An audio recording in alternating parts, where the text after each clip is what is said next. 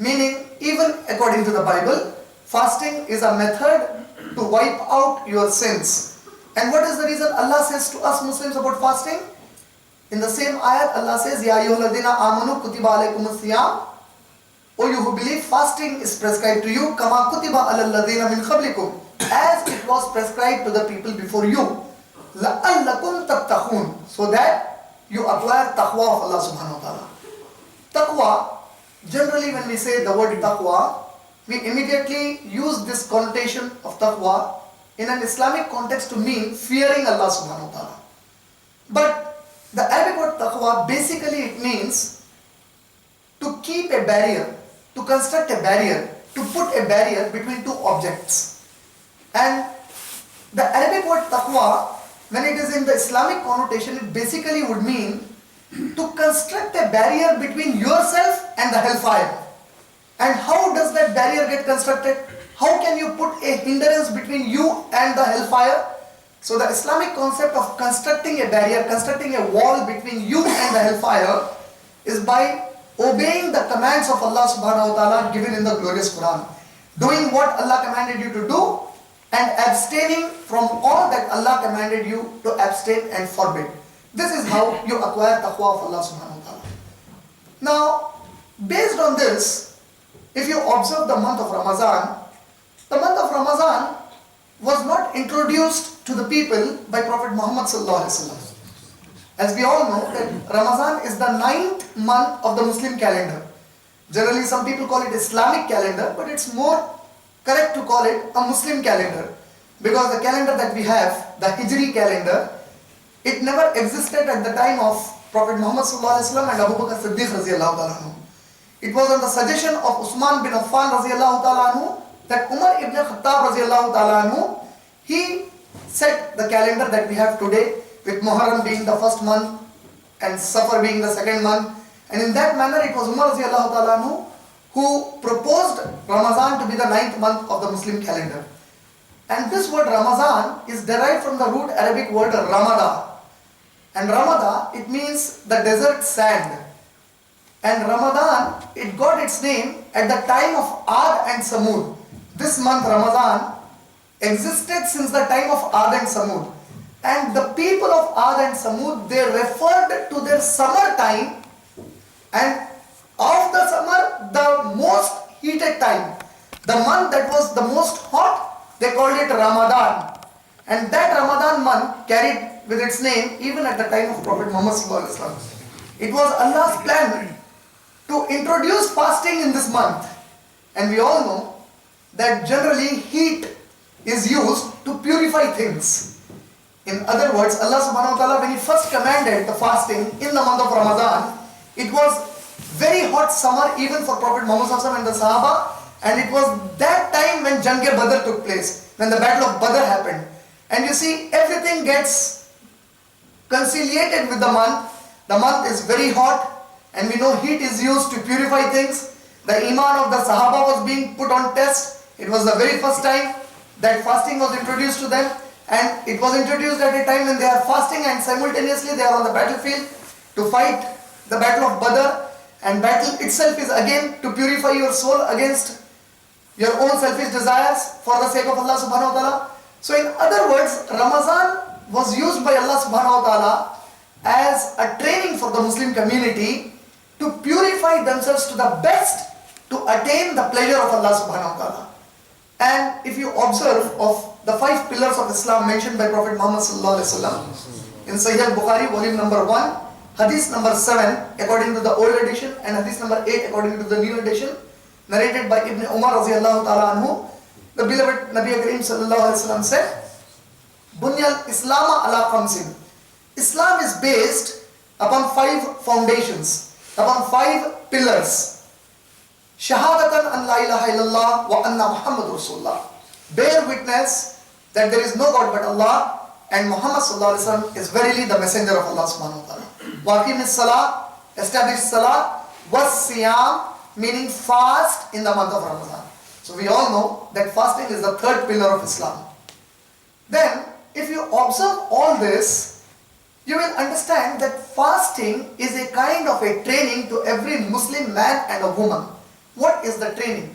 You see, during fasting, what we Muslims do is, from morning, from dawn to dusk, from a particular time near the sunrise till the sun sets, all this time we Muslims do not eat and drink. But what do we not eat and drink? We do not eat and drink that food which is otherwise halal for us. Meaning, the regular and normal food that we eat, those items that we eat and even the water that we drink, we do not use even that during the whole day. And then, not only that we do not use that halal which is in the normal time, but we also make sure that during that complete time, we do not speak lies, we do not backbite, we do not slander others, we do not use foul or abusive language. Why do we do all this? So we come to understand, because our Nabi Karim Sallallahu Alaihi Wasallam, he informed to us that if a Muslim fasts in the month of Ramadan, and during the fast, if he uses foul language, the reward of the fast, Allah will not give completely. If he backbites, Allah will not be happy and will not give him the complete reward. If he uses foul language, it will affect the reward of his fast. So based on this, we try our level best to become as much as pious as we can. Then when the night approaches, we do our iftar, we take our dinner, and then again we are ready to stand for Qiyamul Layl, for Taraweeh. We are ready, no, we need to stand now. We need to make salah. What do we do in Taraweeh? We make sure that whoever the Imam is, before the Ramadan commences, we make sure that we appoint somebody who is a good Hafiz Quran. Then we try to make sure that the Hafiz Quran has beautiful qira'ah, so that the people listening to him, they are attracted to the Quran. The recitation of the Quran is taking place. You see, the whole day of a Muslim during Ramadan is totally different than his normal 11 months of his life. So this is a training to a Muslim, wherein Allah subhanahu wa ta'ala is training us that if my servants, oh my lovely servants, oh you Muslims, if for my sake you can even leave halal food and drink for a certain time just to please me for a month, what is wrong with you? Why can't you do the same thing in the remaining 11 months of the year? It's a programming to us. If you can even leave the halal, why can't you leave the haram in the 11 months? If you don't backbite, don't speak foul language for 1 month for my pleasure, do the same thing in the remaining 11 months. So it's a training to us now. It's an exercise to put you on the battlefield. What is the battlefield? The remaining 11 months are your battlefield. The training session is Ramadan for us, mashallah. So based on this, if you observe, we do all these things in Ramadan. But still my question remains, why is Ramadan important? I personally feel that Ramadan is not important only because of all these things. Yes, all these things, they fit into Ramadan becoming important. But this is not the reason why Ramadan is important. If you observe something very carefully, pondering on the teachings of the Quran and Sunnah of Muhammad Sallallahu Alaihi Wasallam, you will observe that everything we are doing in Ramadan is connected to a very important thing, again that is connected to Ramadan.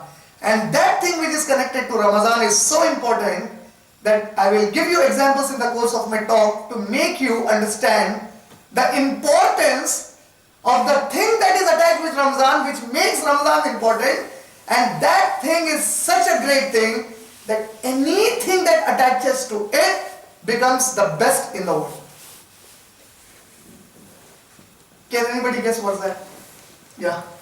Because it's every deed is for us, except it's rewarded for us.